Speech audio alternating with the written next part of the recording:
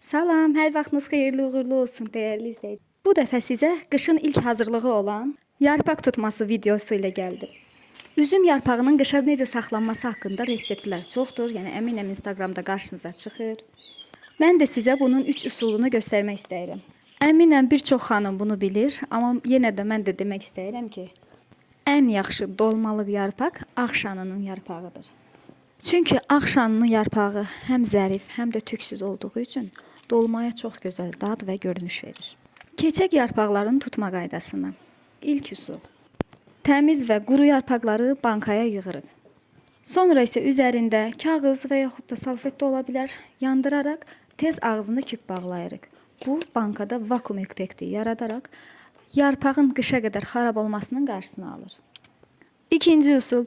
Üst-üstə yığdığımız və rulon halına saldığımız yarpaqları bankaya yığırıq. Üzərinə bir dolu xörək qaşığı duz əlavə edərək, sonra isə qaynar isti su əlavə edirik. Və qapağını küp bağlayaraq bir sutka isti bir parçaya bükərək gözlədirik. Və nəhayət digər üçüncü üsul, mənim çox istifadə etdiyim və razı qaldığım üsul. İnanın ki, bunun qədər rahat və sadə bir üsul tanımıram.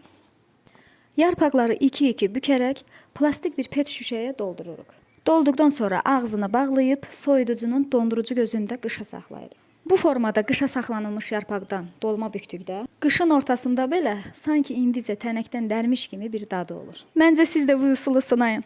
Sonra isə qışda hazırladığınız dolmaların necə bəhbəhlə yeyildiyinə tamaşa edin. Bu günlük bu qədər. Ümid edirəm sizə maraqlı və faydalı bir paylaşım oldu. Növbəti paylaşımlarda görüşənədək. Hələlik.